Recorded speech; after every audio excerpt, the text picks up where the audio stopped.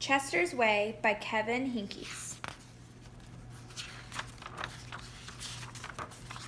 Chester had his own way of doing things.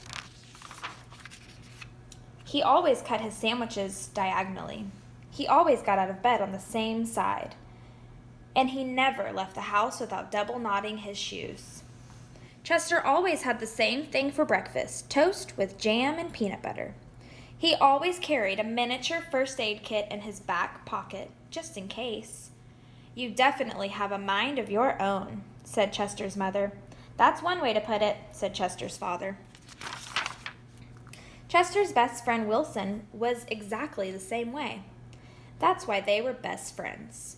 Chester wouldn't play baseball unless Wilson played, and then never swung at the first pitch or slid head first. Wilson wouldn't ride his bike unless Chester wanted to, and they always used hand signals. If Chester was hungry, Wilson was too, but they rarely ate between meals.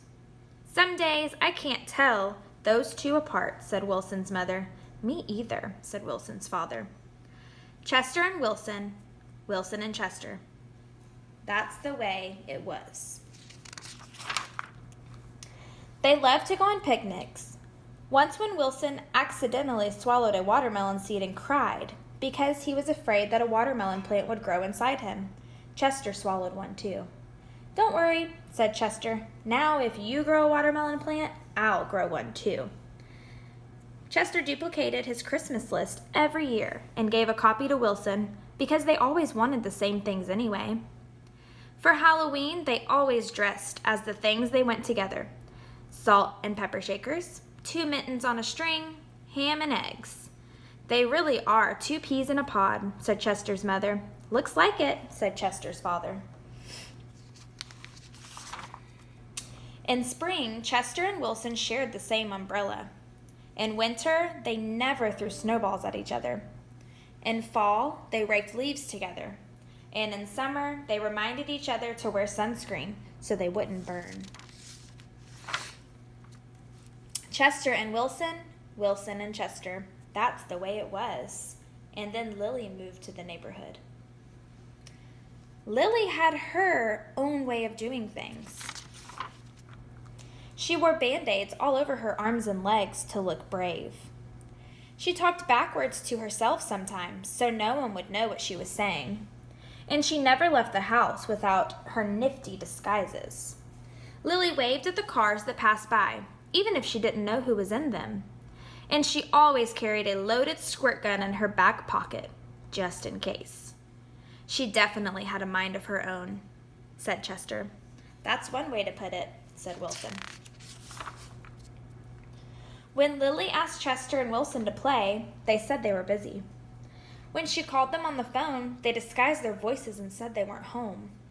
If Lily was walking on one side of the street, Chester and Wilson crossed to the other side and hid. "She's something else," said Chester. "Looks like it," said Wilson. One day, while Chester and Wilson were practicing their hand signals, some older boys rode by, popping wheelies. They circled Chester and Wilson and yelled personal remarks. Chester and Wilson didn't know what to do. Just when they were about to give up hope, a fierce-looking cat with horrible fangs jumped out of the bushes and frightened the older boys away.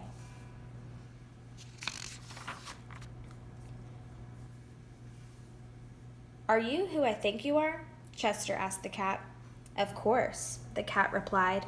"Thank you, Lily," said Chester. "You're welcome, Chester," said Lily. "Thank you, Lily," said Wilson. "You're welcome, Wilson," said Lily. "I'm glad you were wearing a disguise," said Chester.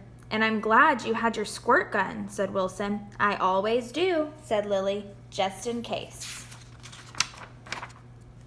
Afterward, Chester invited Lily over for lunch. "You have a muscle mouse cup?" said Lily. "Of course," said Chester. "I do too," said Lily. "Same here," said Wilson. Chester and Wilson cut their sandwiches diagonally. Lily asked Chester's mother if she had a cookie cutter, and she made stars and flowers and bells. "That's neat," said Chester. "Wow," said Wilson.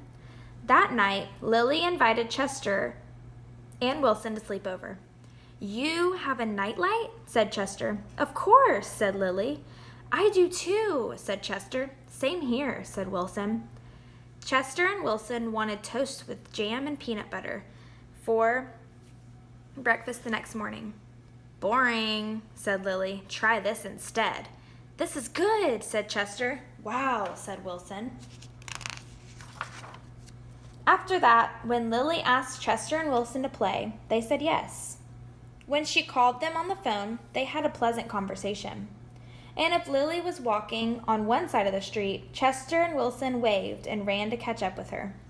Chester and Wilson taught Lily hand signals, and she taught them how to pop wheelies. Lily taught Chester and Wilson how to talk backwards, and they taught her how to double knot her shoes. "Some days I can't tell those three apart," said Lily's mother. "Me either," said Lily's father. Chester and Wilson and Lily. Lily and Wilson and Chester. That's the way it was. For Halloween, they dressed as the three blind mice. For Christmas, Lily gave Chester and Wilson nifty disguises, and they gave her a box of multicolored shoelaces, extra long for double knotting. They loved to go on picnics. When Chester and Wilson told Lily about how they had each swallowed a watermelon seed once, Lily swallowed 3 of them. "I'll grow a watermelon plant for each of us," she said. In spring, Chester and Wilson and Lily shared the same umbrella. In winter, they never threw snowballs at each other. In fall, they raked leaves together. And in summer, they reminded each other to wear sunscreen so they wouldn't burn. Chester and Wilson and Lily. Lily and Wilson and Chester. That's the way it was. And then Victor moved to the neighborhood.